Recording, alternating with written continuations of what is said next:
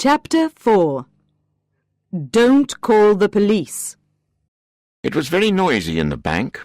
Clients were arriving and the staff had to tell them that there was a problem with the computers. Some clients left immediately. Some were angry and began to shout. Others wanted to see the manager.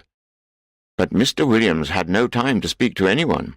He had a problem too, a big problem. 2 members of his staff had moved the server to his office. It was much quieter in there, and he could think without anyone disturbing him. Belinda was sitting next to him. She was beginning to panic, and when she felt like that, she couldn't stop talking. What a horrible man. I'm sure it's a man. He's so evil.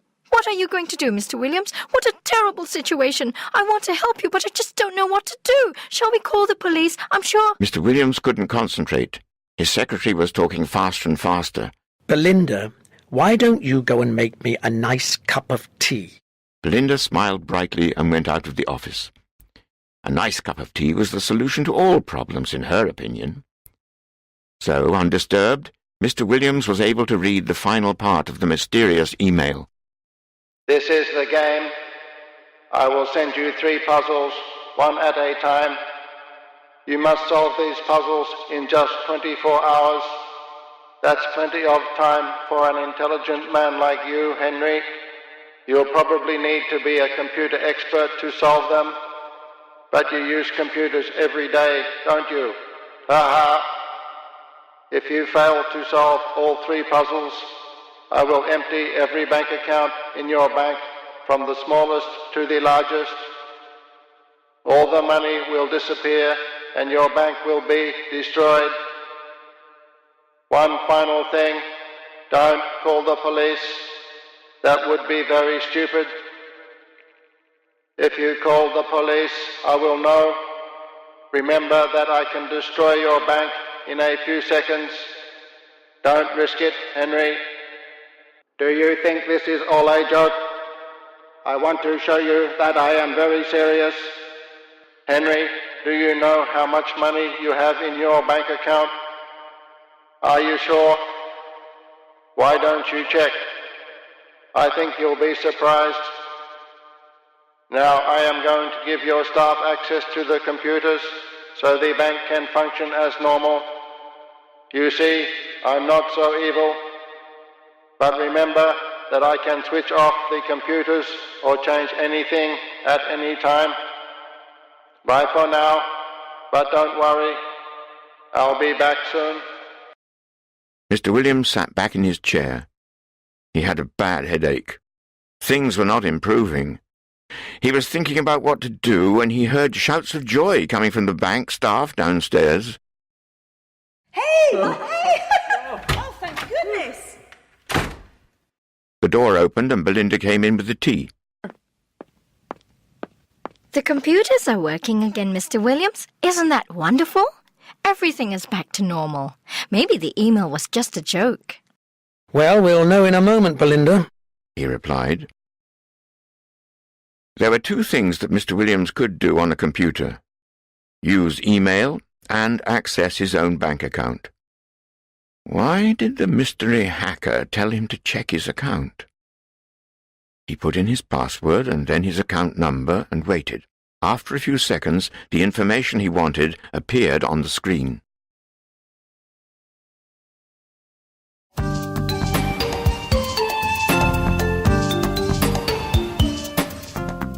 Chapter 5. Puzzle number 1. Mr. Williams stared at the computer screen, horrified. His bank account was empty. The bank manager quickly closed the page, but Belinda had already seen it. She dropped her cup of tea and began to cry. Before Henry Williams could say a word, another message appeared on the screen. Email arriving for Henry Williams. Puzzle number 1. Mr. Williams clicked to open the message and looked at the first puzzle. There were just a few words, and lots of strange symbols and abbreviations. It's 9:15 and time to play. W.U. Henry. I see that you are... symbol. Y. You can't see me. You are symbol, but I am symbol. IMO, you are symbol C. Or perhaps symbol TAFN, I'll BBL, EOM, hand, bracket, LOL, bracket. Henry, do you like the first puzzle? Isn't it cool? Cool and wicked. The clock has started to tick. Hurry, hurry, hurry. BFN, symbol. Mr. Williams didn't understand anything. He looked at Belinda, who was still crying. Belinda, please stop crying for just 1 minute and call Mike. Tell him to come here at once. We need his help. She looked at him in amazement and replied, But, Mr. Williams, you sacked Mike about an hour ago. Don't you remember? Yes, now he did remember. There was no one to help him. His headache was getting worse. He couldn't think. Then Belinda's voice came from behind his chair. Why don't you call your son, Robbie? He's very good with computers, isn't he? Mr. Williams got up and hugged her. Yes, Belinda, you're fantastic. Why didn't I think of that? It was a school holiday, so Robbie would be in his bedroom, playing on the computer and listening to music, but definitely not studying. It was rare to see an open textbook in that bedroom. There were two things Mr. Williams always associated with his son, his mobile phone and his baseball cap. Mr. Williams picked up the phone and dialed his home number. Robbie, this is your father. Listen, I have a problem with the computers at the bank. Can you come and help me? I don't care if you're fighting Lara Croft. This is really important. Come as soon as possible, please. Thank you. Mr. Williams put down the phone and smiled. That was a great idea of yours, Belinda. Robbie's a teenager, so I'm sure he'll understand all the strange symbols and abbreviations in the puzzle. Belinda blushed. If I could make another suggestion, Mr. Williams, I think you can see where the email came from. Look at the top of the page. She was right. Well done again, Belinda. It was sent from the local library. So our mystery hacker thinks he's clever, does he? Mr. Williams picked up the phone again. This time he called the security office. He explained the situation and told the head of security to send 2 guards to the library to find and arrest the hacker. He was feeling a little bit better, and Belinda had stopped crying. Then he noticed something appear on the computer screen. It was a clock icon and an hourglass. 15 minutes had already passed, and the sand was falling. The countdown had begun.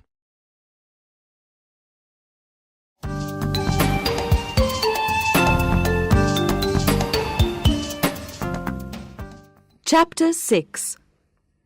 Trouble in the Library. It was only 9:30, but there were already a lot of people inside the library. Some were looking for a bestseller on the bookshelves, others were reading the newspapers or books in the study area, and a few were using the photocopying machine and the computers. A man was reading the messages on a big notice board. A mother and her child were going upstairs to the children's section. A librarian was pushing a trolley of books. It was very quiet.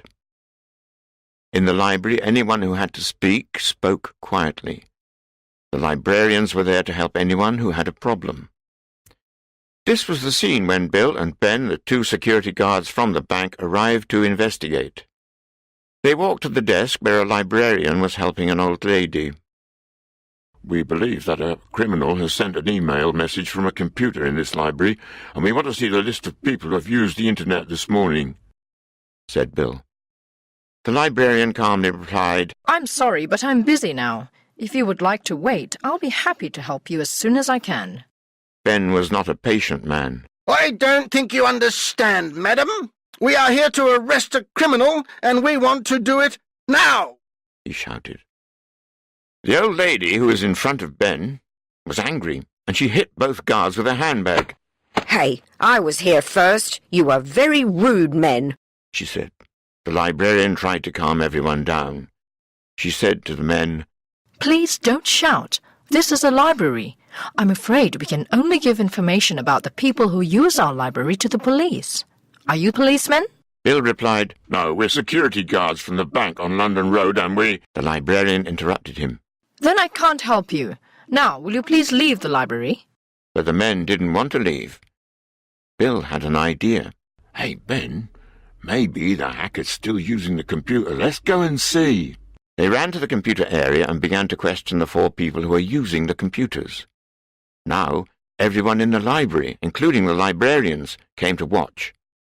The guards were shouting, and the people at the computers were frightened. Mr. Page, the head librarian, came out of his office to see why there was all this noise in his usually quiet library. The scene he saw shocked him. He walked to the computer area and demanded to know what was happening. About 20 people answered him at the same time, so it was impossible to understand.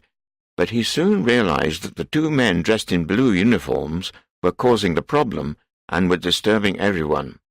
He shouted, "You two, get out of my library now!" And with the help of some people in the library, he pushed them to the door and then out of the library into the street. And don't come back! Yelled the old lady furiously.